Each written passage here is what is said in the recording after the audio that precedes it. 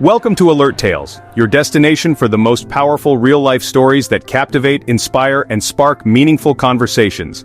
If you're drawn to tales that tug at your heartstrings and challenge your perspective, you've come to the right place. Subscribe now and become part of a community that embraces the emotions, lessons, and connections behind every story.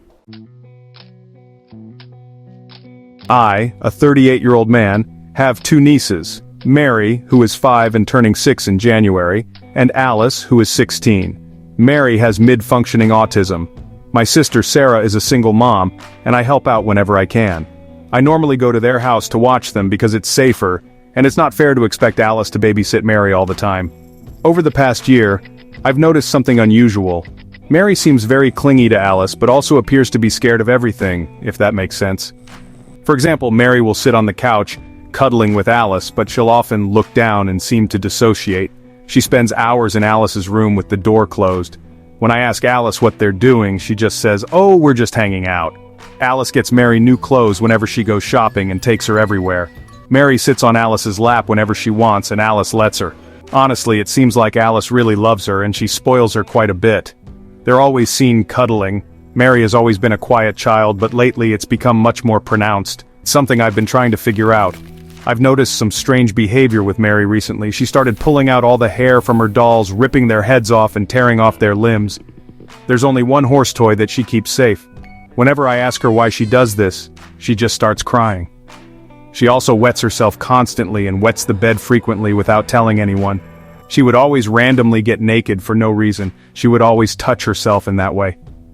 I started talking to Sarah about this and she said, "Oh, it's just normal behavior for kids around that age." It all seemed very strange to me, so I decided to call CPS.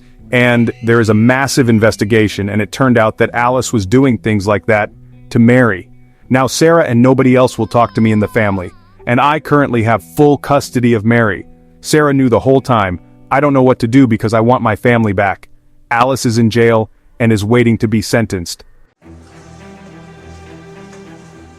She's not being sentenced, but we're waiting to go to court. We don't know what her sentence will be or what her charges will be.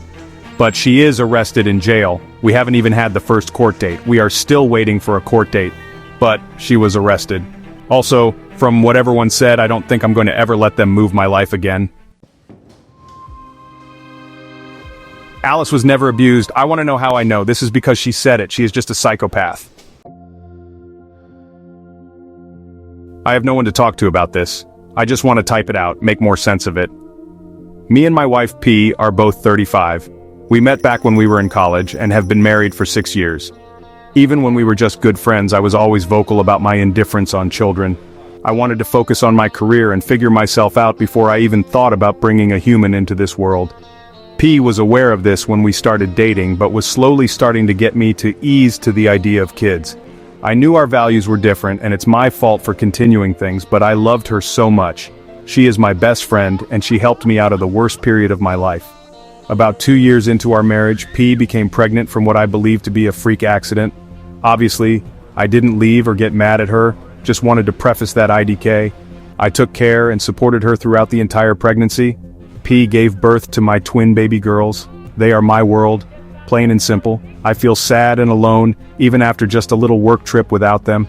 P became a stay-at-home mother, something I was completely fine with. Recently, P became pregnant again, intentionally this time. And she was starting to become distant and had a look of shame when I tried to talk or be intimate with her.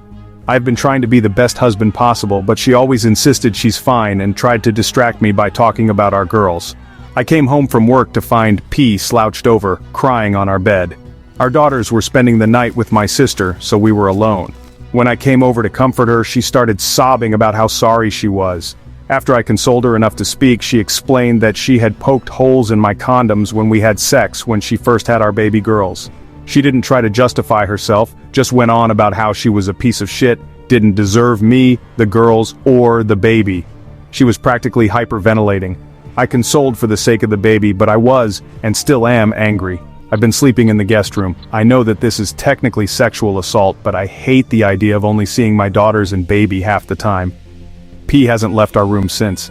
I have to make her dinner after work. She looks so broken, saying that she'll move out if that's what I want. She's pregnant, so obviously I don't, but I'm still incredibly mad and sad.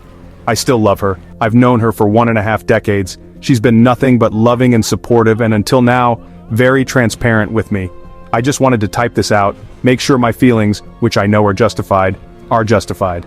My little girls have been the only reason I'm not breaking down and sobbing. I know I'm weak for thinking about forgetting about this. I'm still thinking about divorcing my wife after the baby's born, but I would still want her to live with me. I know, pathetic. I'm taking the next few days off work.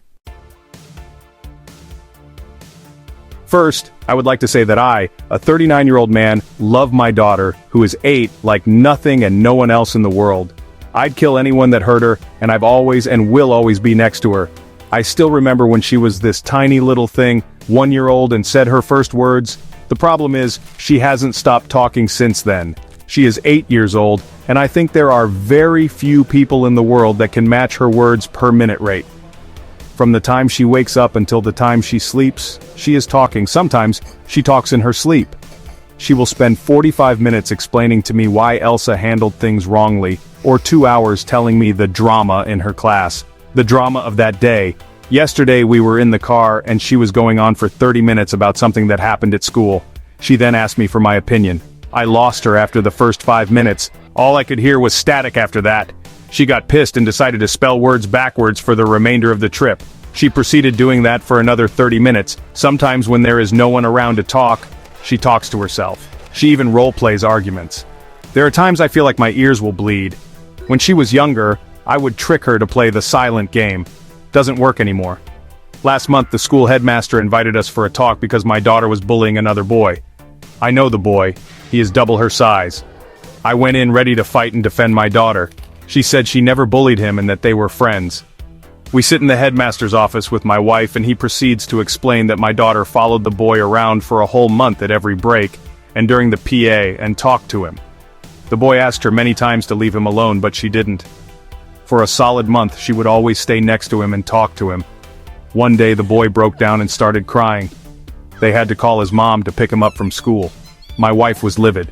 She defended my daughter. My daughter said she always saw the boy sitting alone, so she wanted to cheer him up, not bullying. I locked eyes with the headmaster and looked away. What should I say? That I am with the boy? I'm a bit jealous though. Unfortunately, I cannot call my mom to pick me up when she is talking to me, although sometimes I wanted to cry.